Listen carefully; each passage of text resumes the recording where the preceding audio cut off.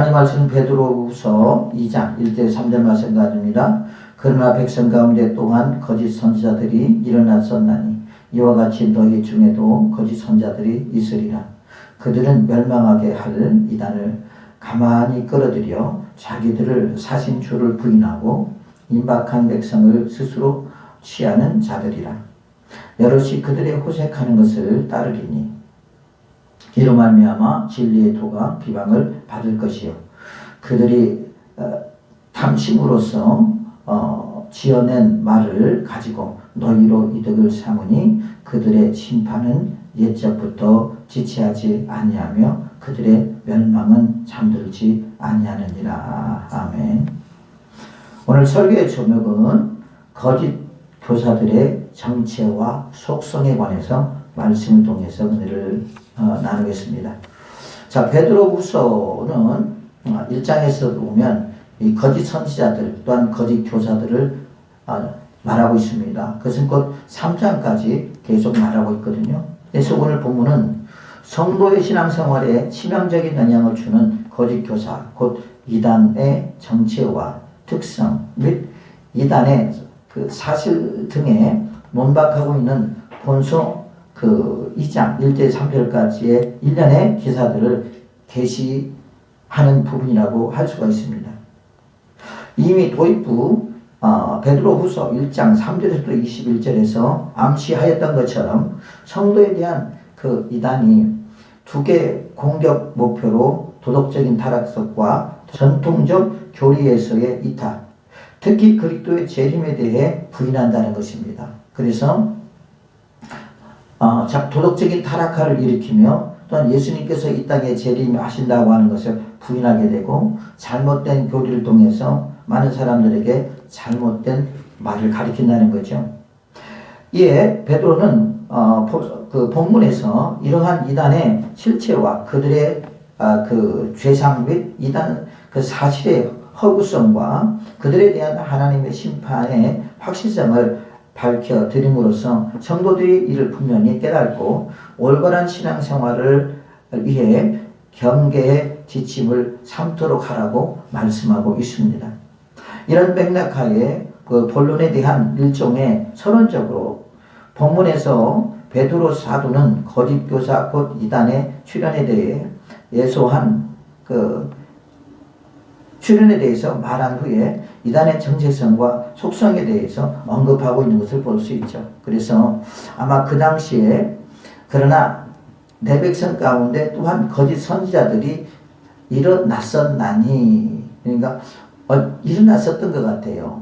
교회에 일어났는지 아마 그랬던 것 같습니다.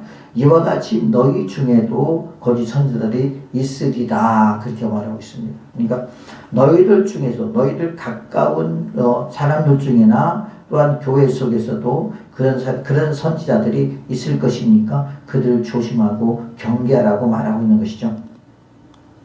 어떻게 보면 실제적으로 지금 시대에 보면은 그 시대나 지금 시대나 거의 비슷한 것 같아요. 그죠? 지금 보면은 신천지들이 그렇게 난립을 하고 있고 또한 이단들이 들어와서 교회를 엉망으로 만들고 이 허물을 잡아서 교회를 무너뜨리고 성도들을 빼가고 하는 일들을 여러분 하고 있잖아요. 그런 것들 보면서 그 당시에나 지금이나 별 차이가 없다.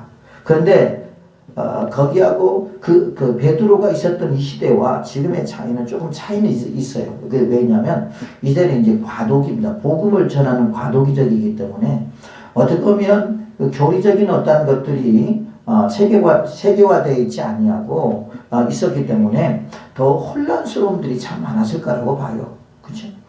복음을 전하는 많은 사람들이 있기는 있었지만 이제 그런 말씀들이 지금처럼 이렇게 제거되지 않았기 때문에 많은 그 말들이 또한 잘못된 것들이 많이 떠들었고 특히 더 중요한 것은 뭐냐면 예수님에 대한 재림이라는 거죠. 또 어떤 사람들은 예수님에 대한 부활을 믿지 않는 사람도 있었고요. 예수님께서 저번 시간에 말했던 것처럼 너희들이 본 그대로 내가 다시 오리라 그렇게 분명히 말씀하고 있음에도 불구하고 또한 베드로가 내가 그 예수님과 그 산에 올라가서 그 하나님의 음성을 들었다 하면서 그 말까지도 간증하고 있음에도 불구하고 많은 사람들이 그런 부분에 대해서 믿지 못하고 또한 그 이단적인 성격을 가지고 잘못된 교리를 가지고 가르치고 있다라는 거죠. 그러면서 뭐예요? 살아계신 예수님을 부인하고 또한 예수님의 재림을 부인하면서 그들을 그 멸망의 길로 끌고 가는 그 거짓된 선지자들이, 거짓된 교사들이 있다고 말하고 있습니다. 먼저 본문에 언급된 이단의 그 정체는 다음과 같습니다. 첫 번째 보니까 언제인지 모르게 교회 안에 몰래 들어와 거짓 교사 노릇을 하는 자가 우리를 멸망하게 하는 이단을 또 끌어들여 예수 그리스도를 부인하는 자를 조심하라 그렇게 말하고 있어요. 이게 교회 안에서도 언제 이단이 들어왔는지 몰라요. 근데 그들이 또 이단을 또 끌고 들어와요. 아마 같은 패라고 할 수가 있겠죠. 그래서 그들을 교사로 세우고 그러면서 그들을 또 가르친다는 거죠. 지금 베드로가 그 말을 하고 있는 거예요. 너희에게도 거짓 선생들이 있으리라. 그러니까 그들을 어떻게 하라는 거야? 잘 봐서 그들을 분반해서 어떻게 교회에서 내쫓으라는 말이에요. 여러분 신천지가 이런 것을 많이 하잖아요. 지금 교회에 들어와서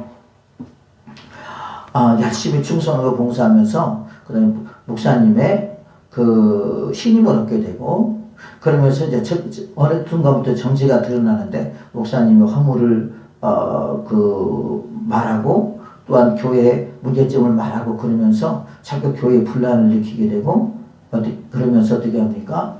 교회를 잠식을 해버립니다. 그런 경우도 있더라고요. 저도 한번 그런 경우를 당해본 적이 있어요. 내가 뭐 뺏기고 그러진 않았지만 하는 말이 뭐라고 하냐, 지들이 와서 기도해야 된다고 그러고 지들이 예배드려야 된다고 그러고 그러더라고. 근데 그래서 그래요? 아우 내가 며칠 전에 기도하면서 하나님 응답받았는데 그건 뭐지요? 내가 그래서 말을 들어보니까 완전 이단들이 하나님의 교회인지 신천지인지 모르겠어. 근데 내가 가만히 들어보니까 신천지 같아요. 왜 그러냐면 저기 천안 어디에 자기가 모이는 곳이 있는데 거기는 아무나 가는 곳이 아니래. 선택받은 자만이 간대. 그러면서 그러더라고. 그래서 가라고 내가 그랬어. 나가라고. 여러분 오늘 그 베드로후서 2장 1절이면 그렇게 말하고 있습니다. 보니까 이와 같이 너희 중에도 거짓 선지자들이 있으리라. 그들은 멸망하게 할 이단을 가만히 끌어들여 자기들을 사신주를 부인하고 자기들이 사신주를 부인했다는 것은 예수 그리스도를 부인했다는 것, 부인한다는 거죠. 그러면서 임박한 멸망을 스스로 취하는 자들이니라 그렇게 가리킨다는 거죠. 그래서 결국 그들은 어떻게 했냐면 그들의 마지막은 결국 멸망이라고 하는 것이죠. 우리가 한 명이 와가지고 교회 와가지고요 어떻게 하죠? 다니다가 또 2명이고 3명이고 4명이고 그러면서 자꾸 새를 불립니다. 그러면서 어떻게 하죠? 교회를 잠식하는 거예요. 그래서 실제로 그런 피해를 겪은 교회들이 얼마나 많이 있는지 몰라요. 또한 이때는 아까 말한 것처럼 사람들이 복음을 많이 듣지를 못했잖아요. 그런 시대가 있었기 때문에 과도기적인 과정이기 때문에 아마 더 이런 부분에서 좀 혼란을 야기하지 않았나 아마 그런 생각이 듭니다. 유다서 1장 3절 보니까 그렇게 말하고 있어요. 사랑하는 자들아 우리가 일반적으로 받은 구원에 대하여 내가 너희에게 편지하려는 생각이 간절한 차에 성도에게 단번에 주신 그 믿음의 도를 위하여 힘써 싸우려는 그 편지로 너희를 권하여야 할 필요를 느꼈노니 이는 가만히 들어온 사람 몇이 있습니다. 유다서에도 그렇게 말하고 있어요. 교회 안에 가만히 들어온 몇 사람이 있다는 것이죠. 그들은 예적부터 이 판결을 받기로 미리 기록된 자니 이 판결을 받기로 기록된 자라는 것은 멸망의 자식으로 판결받을 자라는 말입니다. 경건하지 아니하여 우리 하나님의 은혜를 도리어 방탕한 것으로 바꾸고 홀로 하나이신 주제 곧 우리 주 예수 그리스도를 부인하는 자니라 그랬어요. 그래서 우리가 신천지나 그런데 오면 뭐예요? 이만희가 뭐죠? 구세주입니다. 그쪽에. 그 다음에 하나님의 교회는 뭐 누구죠? 안산홍이나 안산홍이 죽으니까 이제 부인이 아무튼 뭐 하나님이라고 그러고 이제 부인이 죽으면 또 뭐 누가 뭐라고 할까요? 아들이 또 하나님이라고 할까요? 통일교는 문선명이고 보면 뭐 이게 종교를 보면은요 거기에 항상 뭐가 있어요? 꼭 한 사람이 있다라는 거죠. 그건 다 사람이 만드는 것이고 그건 이단이고 그것은 우상인 줄로 믿습니다. 그래서 그리스도를 부인하는 거예요. 그러면 자기들이 믿는 그 사람들이 그들에게 신이 되는 거죠. 그죠? 자, 유다서 1장 5절 보니까 너희가 본래 모든 사실을 알고 있으나 내가 너희로 다시 생각나게 하고자 하노라. 주께서 백성을 애굽에서 구원하여 내시고 후에 믿지 아니하는 자들을 멸하셨으며 또 자기의 지위를 지키지 아니하고 자기 처소를 떠난 천사들을 큰 날의 심판까지 영원한 결박으로 흑암에 가두셨으며 소돔과 고모라와 그 이웃 도시들도 그들과 같은 행동으로 음란하며 다른 육체를 따라 가다가 영원한 불의 형벌을 받음으로 거울이 되었느니라. 과거의 소돔과 고모라를 지켜봐라. 또 많은 시대적인 흐름 속에서 이런 일들을 성경에 기록되고 있으니 한번 보라는 거죠. 그것이 우리에게 뭐라는 거울이라는 거죠. 거울은 뭡니까? 무슨 역할을 하죠? 나를 볼 수 있는 역할을 한다는 것입니다. 그러한데 꿈꾸는 이 사람들도 그와 같이 육체를 더럽히며 권위를 업신여기며 영광을 비방하는도다. 천사장 미가엘이 모세의 시체에 관하여 마귀가 다투어 변론할 때에 감히 비방하는 판결을 내리지 못하고 다만 말하여 주께서 그를 꾸짖으시리를 원하노라 하였거늘 이 사람들은 무엇이든지 그 알지 못하는 것을 비방하는도다. 또 그들은 이성 없는 짐승같이 본능으로 아는 것들로 멸망하느니라. 화 있을진저 이 사람들이요 가인의 길에 향하였으며 싹을 위하여 발람의 어그러진 길로 몰려갔으며 고라의 폐역을 따라 멸망을 받았도다. 그들은 기탄 없이 너희와 함께 먹으니 너희의 그 애치 안에 암초요 자기 몸에 기르는 목자요 바람에 그 밀려가는 물 같은 구름이요 죽고 또 죽어 뿌리까지 뽑힐 열매 없는 가을 나무요 또 같이 그 수치의 거품을 품는 바다의 거친 물결이요 영원히 예비된 캄캄한 흑암으로 들어갈 유리하는 별들이다. 그렇게 말하고 있어요. 자, 바다에서 막 우리가 그 파도를 칠 때 보면 거품이 일어나잖아요. 그 거품이 일어났다가 금방 없어지는 인생들이라는 거죠. 그런 사람들은. 그래서 우리는 어떻게 해야 됩니까? 이런 사람들을 우리가 교회 안에서 조심해야 된다. 또한 세상에서도 조심해야 된다라고 말하고 있어요. 찬미가 그렇게 말하고 그래요. 아빠, 우리 교회, 아니 내가 살고 있는데 옆에 뭐가 있는데 그 사람들이 분명히 길을 아는 것 같은데 나한테 길을 물어본다는 거죠. 뭔 길을 물어보는데 거기가 여기 어디냐고 물어본대요. 그러면서 가르쳐주면 또 말을 걸어온대요. 근데 거기에 뭐가 있냐면 뭔 이상한 것이 있대요. 있는데 막 그 주문도 외우고 뭐 또 그런다고 그랬고 하나님의 교회 아니냐 그랬더니 그런 것 같아요. 여름에 창문을 열어놓고 가만히 보면요 뭔 주문하는 소리가 들리고 막 그런다라는 거죠. 그 사람들이 오니까 거기서 전도하고 있는 거예요. 조심해. 하나님의 교회 같아. 아 그러네요. 이제는 그 사람들하고 이야기를 하지 말아야 되겠네. 아니 그 역전을 알려줘도 역을 알려두고 계속 말을 걸어온다는 거지. 그게 뭡니까? 이제? 남녀호랑개교야? 그래? 남녀호랑개교인가? 내가 그러면 잘못 알려줬나 보네. 남녀호랑개교. 그래가지고 시끄럽다고 그러더라고. 그래서 조심해. 내가 그랬죠. 네, 그래야 되겠네요. 그러면서 이렇게 길을 물어보는 이유는 뭐냐면 말을 걸기 위해서 그러는 거예요.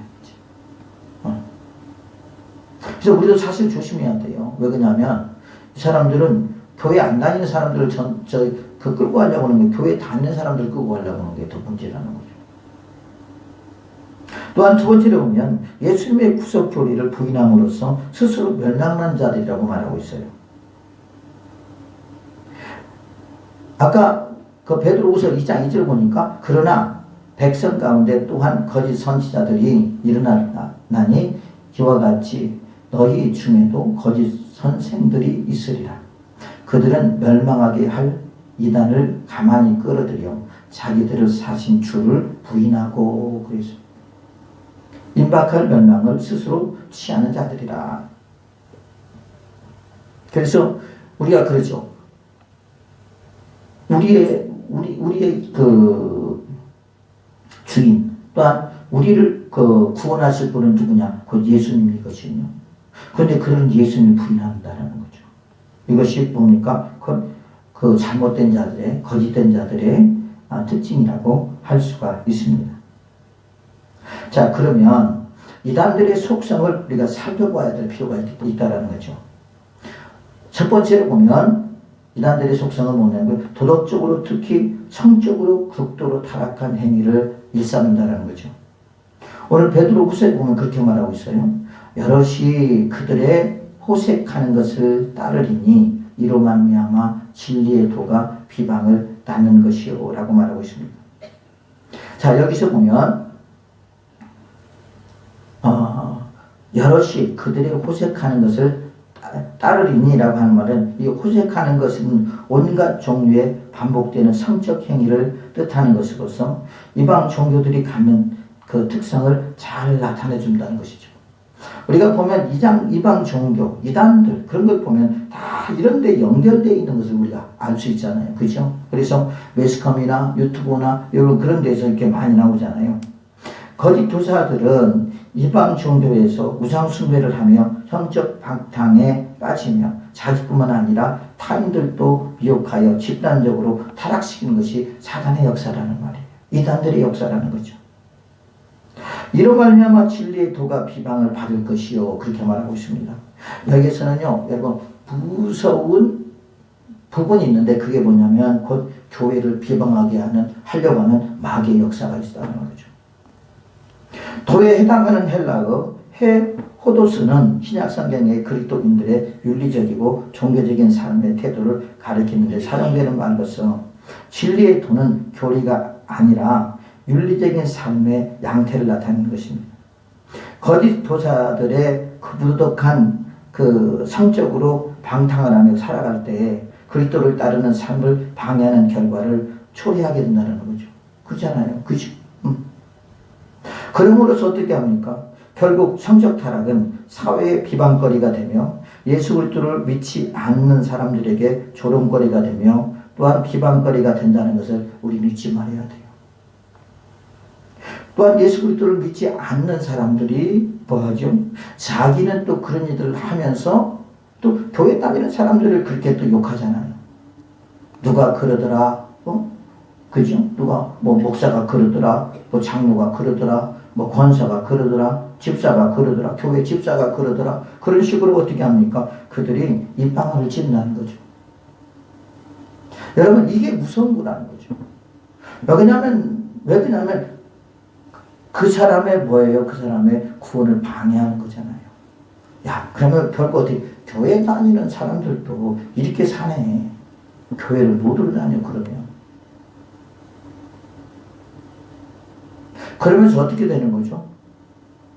우리가 그들 앞에 위선자가 되는 거예요. 위선자. 그죠? 거룩한 척 하면서 속에 썩어 빠진 거.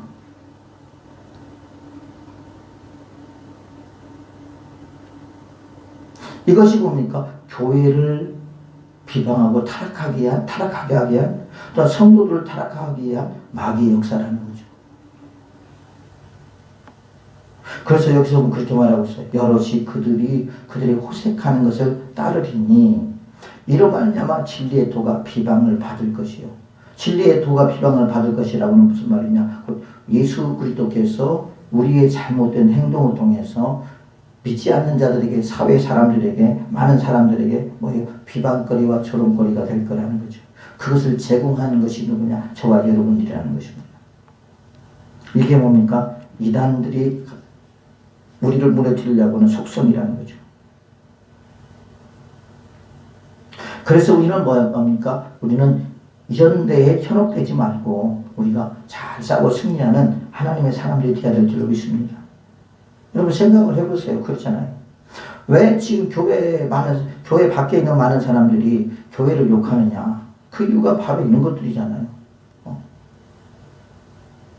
우리가 자식이 잘못 살면 부모가 욕을 얻어먹는 것처럼 우리가 잘못 행동하고 했을 때 믿지 않는 자들이 얼마나 믿는 자들을 우습게 볼 거냐는 거죠. 이런 모든 것들이요, 여러분, 우리에게 큰 책임이 있다라는 겁니다. 그 당시에도 그렇고 지금도 역시 마찬가지라는 거죠. 자, 그러므로 우리는 다음과 같은 우리가 교훈을 받게 됩니다. 첫 번째, 마귀는 내 주변에 있는 사람들이나 친구, 교우 등을 통해서 미혹하고 유혹을 받게 해서 우리를 철저하게 무너뜨린다고 하는 거죠. 그래서 우리는 어떻게 합니까? 그들을 경계해야 된다 하는 거예요. 경계해야 된다. 멀리 있는 사람들이 우리를 그러지는 않죠. 가까이 있는 사람들이 그럽니다. 그러죠. 멀리 있는 사람들이 우리하고 멀기 때문에 아무 문제가 없죠. 전화 한번 해갖고 우리한테 그냥 그 말로 한번 저 속이나 쑤셔놓고 그럴지는 모르겠지만은 보면 우리가 살아가는 과정 속에서 살아가는 사람들과 가까운 사람들, 난 친구들, 교우들, 이 사람들 통해서 우리가 미혹이 되고 유혹을 받게 되면서 그러면서 우리가 우리도 타락의 길로 걸어갈 수 있다. 그래서 우리는 철저하게 그런 것들을 해야 된다. 경계해야 된다. 살펴야 된다라고 하는 거예요. 사도행전 20장 28절부터 보니까 여러분들은 자기를 위하여 또는 온 양떼를 위하여 삼가라. 성령이 그들 가운데 여러분을 감독자로 삼고 하나님이 자기 피로 사신 교회를 보살피게 하셨느니라. 너는 떠난 후에 사나운 이리가 여러분들에게 들어와서 그 양떼를 아끼지 아니하며 또한 여러분 중에서도 제자들을 끌어 자기를 따르게 하려고 어그러진 말을 하는 사람들이 일어날 줄을 내가 아노라. 그렇게 말하고 있습니다. 이단의 특징이 나오지만은요, 여러분, 이단들은요 절대 하나님께 영광을 안 돌려요. 누구한테 영광 돌리는지 아십니까? 자기한테 영광을 돌리든지 아니면 자기가 믿는 다른 것에 영광을 돌리거든요. 그게 사람들의 특징입니다. 그러므로 여러분이 읽게요. 내가 3년이나 밤낮 쉬지 않고 눈물로 각 사람을 교훈하던 것을 기억하라. 신명기 13장 6절 보면 그렇게 말하고 있어요. 내 어머니의 아들 곧 내 형제나 내 자녀와 내 품의 아내나 그와 그 생명을 함께하는 친구가 가만히 너를 꾀어 이르기를 너와 내 조상들이 알지 못하던 다른 신들 곧 내 사방을 둘러싸고 있는 민족 혹 내게서 가깝든지 내게서 멀든지 땅 이 끝에서 저 끝까지에 있는 민족의 신들을 우리가 가서 섬기자 할지라도 너는 그를 따르지 말며 듣지 말며 긍휼히 여기지 말며 애석히 여기지도 말며 덮어 숨기도 말고 너는 용서 없이 그를 죽일 때에 내가 먼저 그에게 손을 대고 후에 뭇 백성이 손을 대라. 그는 애굽 땅 총대였던 집에서 너를 인도하여 내 하나님 여호와께서 너를 꾀어 떠나게 하려 할 자이니 너는 돌로 쳐 죽이라. 그렇게 말하고 있어요. 여기는 예배가 없어요. 좀 잔인하게 어머니도 그렇고 아들도 그렇고 내 형제도 그렇고 자매도 그렇고 내 품의 아내도 그렇고 그런 사람들이 너를 꾀할지라도 절대 너는 넘어가지 말라. 대가 어떻게 하냐? 그를 돌로 쳐 죽이래요. 여러분, 우리는 그건 단호해야 됩니다. 이 부분에 대해서. 그죠? 그 당시에도 마찬가지겠지만 지금도 마찬가지예요. 우리나라도 보면 불교와 유교의 그 사상들이 많이 있었잖아요. 그걸로 인하여 많은 갈등들이 있었잖아요. 그래서 거기서 싸운 사람들은 이기게 됐지만 그렇지 못한 사람은 결국 주저앉아 버리게 되고, 그러면서 제사를 지낼 때나 여러분 그럴 때 그 가정의 갈등들이 참 얼마나 많이 있었는지 모릅니다. 근데 주님은 단호하게 말하고 있어요. 뭐라고 말하고 있냐? 절대 거기에 속지 말라. 이방인들의 유혹에 넘어가지 말라. 만일에 이방인들의 유혹에 넘어가게 되면 너도 임박한 멸망을 스스로 취하는 자로다. 그렇게 말하고 있어요. 결국 너도 멸망을 받을 것이라는 거죠.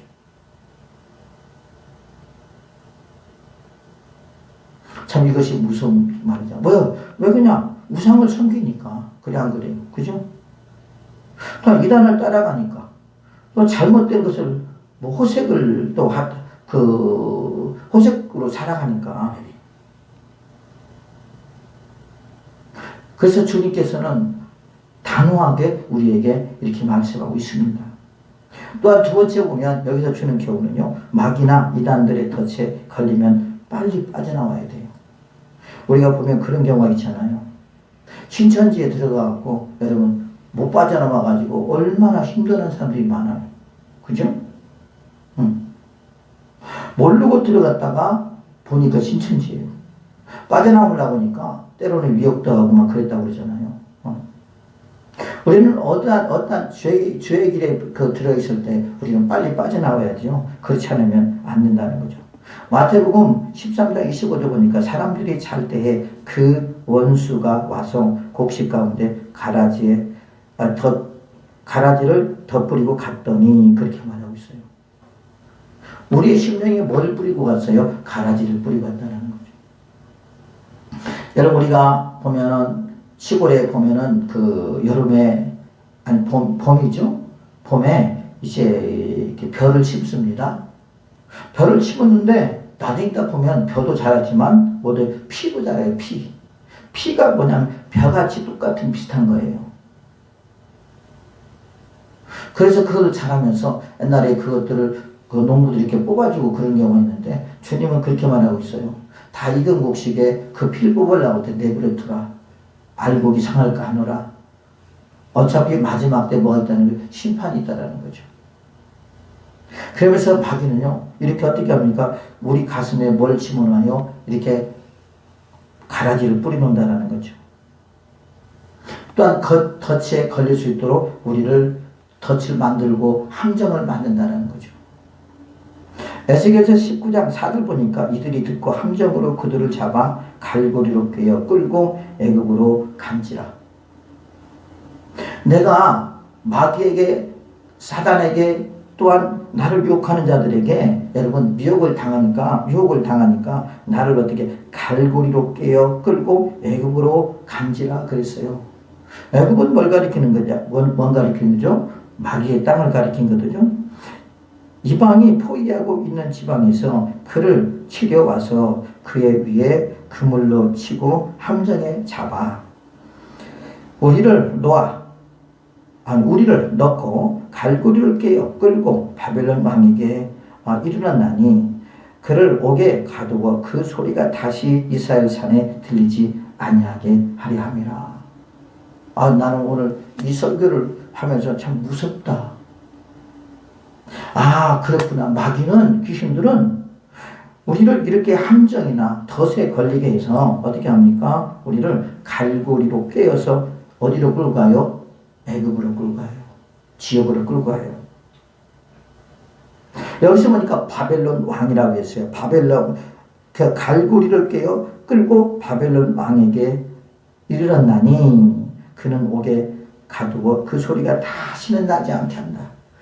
이 바벨론 왕은 뭐냐? 마귀의 그 왕이거든요. 그래서 어디로 쳐넣는다는 거예요? 지옥으로 쳐넣는다는 거예요. 그래서 더 이상 이제 이스라엘 산에 들리지 아니하리라. 그러니까 그 소리가 다시 이스라엘 산에 들리지 아니하리라. 이 말은 무슨 말입니까? 여호와 하나님의 이를 부르지 못하게 막는다는 거예요. 우리가 그래 영적으로 죽어 있을 때 그러잖아요. 여러분 예수님 불러라도 안 부르잖아요. 그죠? 못 불러요. 왜? 눌려서 못 부르더라고. 저도 이렇게 귀신을 많이 쫓아내면서 귀신 들린 사람들을 많이 쫓아내서 보면은 불러내도 못 불러요. 안 된대. 그래도 불러보라고 해도 안 된대. 어느 사람들은 마음이 상해서 안 되는 경우도 있겠지만 하나님 앞에 서운한 마음 뭐 그런 마음들이 있어서 그럴 수도 있겠지만은 또 한편으로는 사단에게 불려서 부르지 못하는 사람들이 있거든요. 기도하면 일어나니까, 기도하면 깨어나니까, 기도하면 살아나니까 기도하지 못하도록 어떻게 합니까? 우리를 영적으로 짓누른다라는 거죠. 그래서 주님의 이름을 부르지 못하게 만들어요. 여기서 보면 완전히 멸망시켜버린다는 거예요. 누구를? 예수 그리스도를 믿는 우리들을 멸망시킨다는 거예요. 누가? 마귀나 이단들이요. 그래서 우리는 빨리 빠져나와야 된다는 거예요. 빨리 빠져나오지 않으면 우리는 죽어요. 여기서뿐만이 아니라 죄에서도 마찬가지. 죄에서도 결국 우리의 함정을 파놓고 우리가 약점을 어떻게 합니까? 그것을 캐치해서 그 약점을 이용해서 우리를 죄를 지게 만들고 그렇게 어떻게 합니까? 그게 덫이죠. 그죠? 그 덫에 들어갔을 때 우리는 꼼짝없이 당할 수밖에 없다는 말이에요.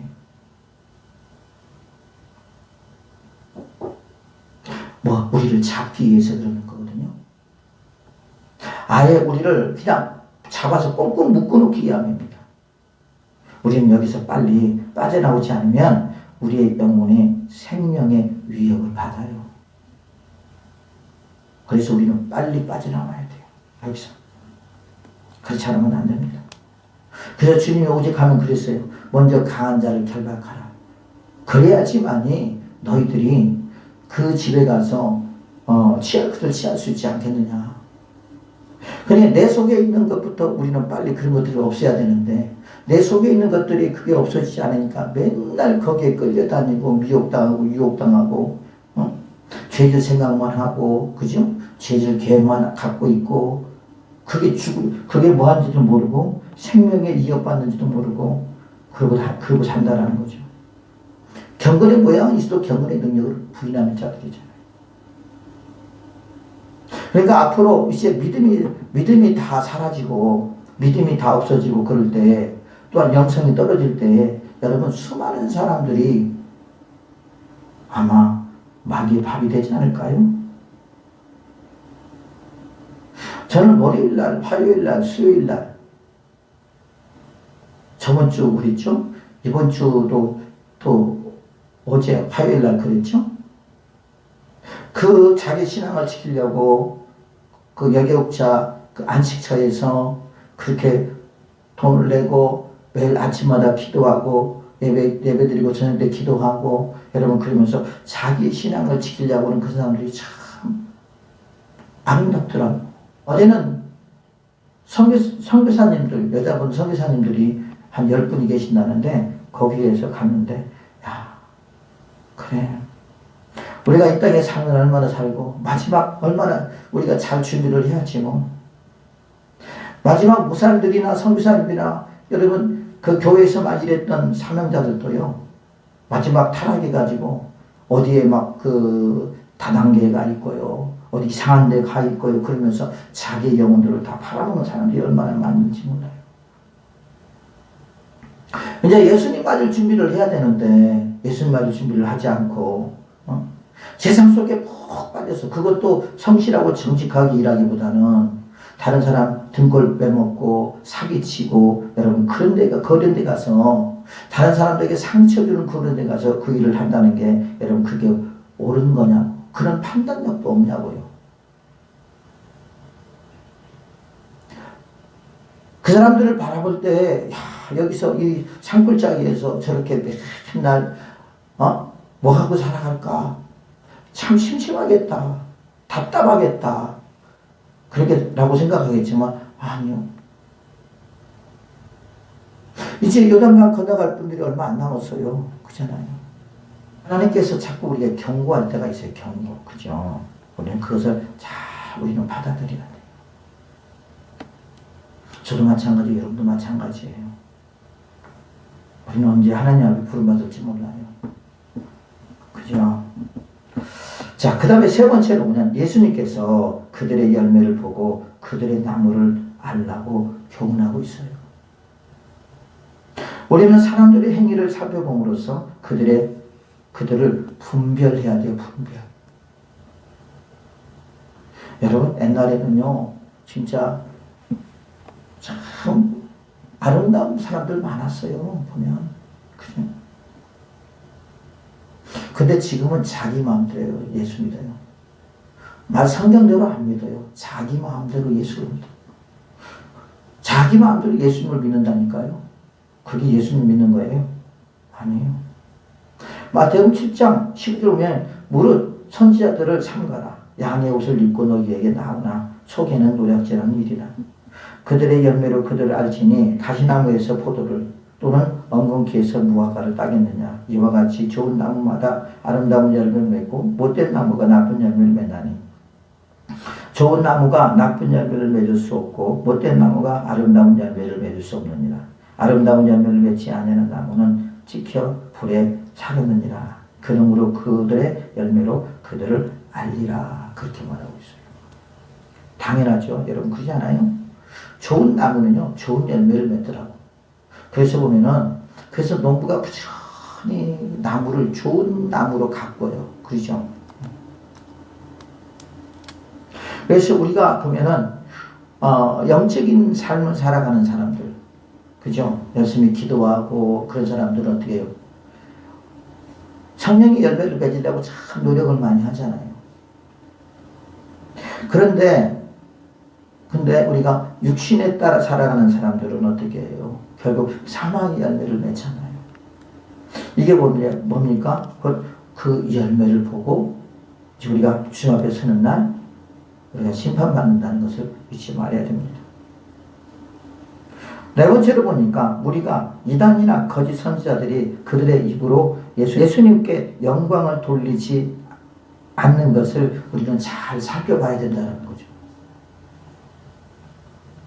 이들의 특징은 자신들의 탐욕을 채우는 것입니다.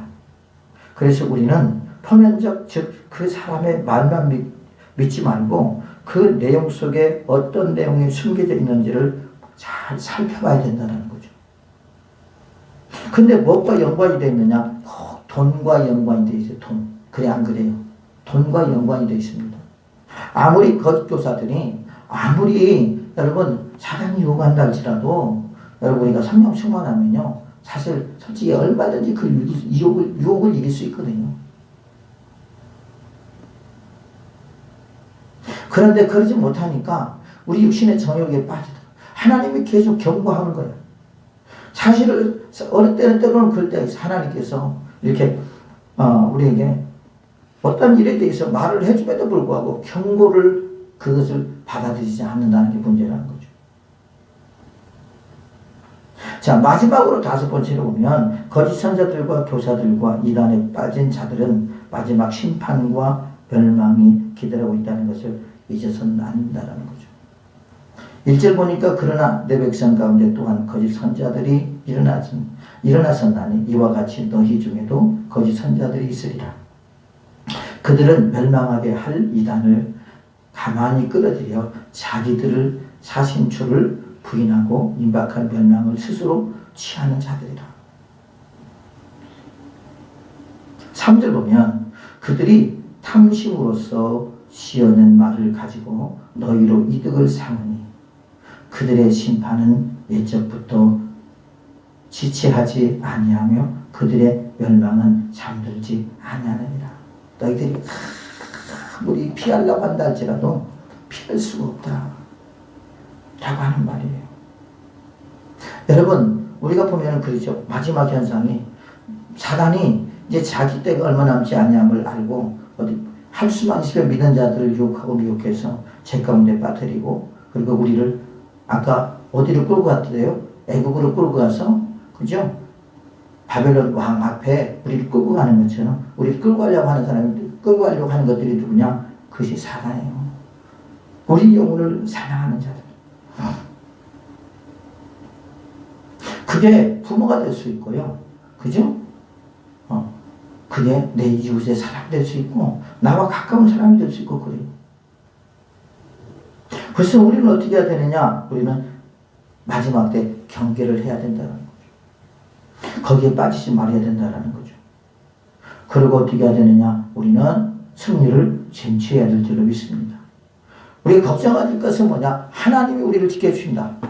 하나님께서 여러분 그것들을 이길 수 있도록, 피할 수 있도록 또한 주님이 인도하신다는 거죠. 하나님은 계속 우리에게 말씀하십니다. 뭐라고 말씀하셔요? 우리에게 권면합니다. 때로는 우리에게 경고를 합니다. 그죠? 그런데 부인을 해, 자꾸. 거기에 대해서. 그러면서 어떻게 하죠? 하나님의 심판을 또 가중시키는 거죠. 우리는 여러분 이 시대도 마찬가지지만 지금 이 베드로 시대, 이 시대에도 똑같은 현상들이 있었다는 걸 잊지 말아야 돼요. 요즘은 그냥 말씀이 홍수잖아요. 홍수. 그죠? 그래서 우리는 여러분 이렇게 마지막 때에 분명히 하나님 앞에 심판이 있다는 사실을 기억하시고요. 우리가 잘 영적인 분별을 해서 그래서 우리 하나님이 또 우리를 분명히 우리의 목자가 되어주시고 우리 영혼의 감독자가 되어주니까 우리에게 은혜를 베풀어 줄 줄 믿습니다.